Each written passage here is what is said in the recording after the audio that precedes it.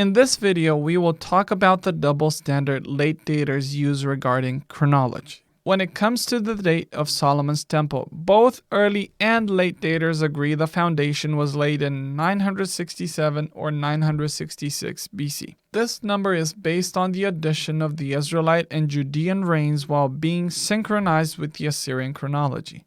The corrected chronology system of Edwin Thiele is the mainstream nowadays. It's based on the books of Kings and Chronicles.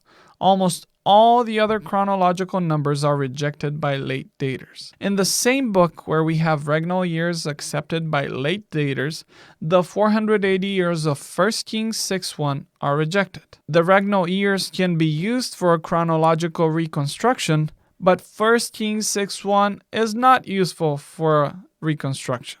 When one looks at the other large chunk of years in Exodus 12:40, 430 years in Egypt doesn't work either. Adding 430 to 1265 leads to 1695 BC, the year when Jacob came to Egypt. Joseph's rise to power would be around 1705 1704 BC. The Hyksos can be placed before 1650 BC. Therefore, the theory that Joseph rose to power during the Hyksos is either wrong or the numbers aren't correct. Never mind the fact that Paul uses the Septuagint numbers where Israel spent only 215 years in Egypt. 1265 plus 215 equals 1480, the year when Jacob would have arrived in Egypt. This doesn't fit a Hyksos succession either. It's inconceivable for a Semite to rise to such a prominent position as an outsider coming from prison under the pharaohs of the 18th dynasty, considering what they experienced with the Hyksos. Therefore,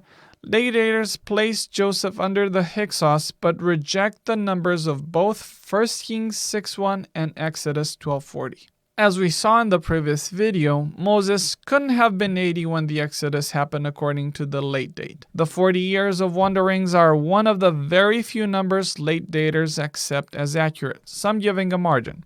It could have been 38 or 42, it's not an exact number according to some. The 300 years of Jephthah are a hyperbole that shouldn't be trusted according to Hoffmeyer and Kenneth Kitchen. The guy was a thug. He can't be right. The years mentioned in Judges and 1 Samuel are incorrect. They can't be that many. James Hoffmeyer, arguably the most prominent late dater, builds a brilliant case around the reliability of the names, places, and historical events presented in the book of Exodus. He presents the Bible as a reliable and brilliant piece of literature.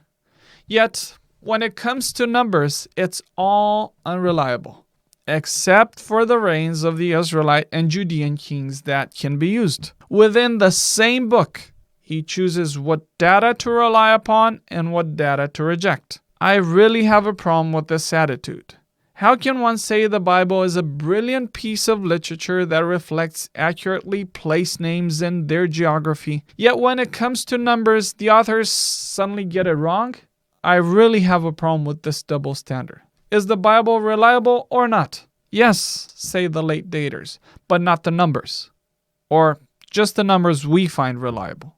I know all the explanations they give, I just don't buy them. Here's another example. Dr. Falk says Genesis 5 and 11 reflect the ages of the clans. When it says Methuselah lived 969 years, he believes it actually refers to the span of that patriarch's clan. I wonder who had the interest and data to count the length of a clan if all its descendants disappeared. He is basically saying they were able to count and keep record of the ages of clans over thousands of years, but the biblical authors can't count at least the approximate years in all the other chronological texts until the temple is built. I found that really hard to believe. So, where do I stand in the early and late Exodus debate? Neither theory gets the chronology right, and a new one needs to be discovered. That doesn't mean I doubt the Exodus was a real event. There are many chronological variants between the Septuagint and the Masoretic text, and all need to be considered.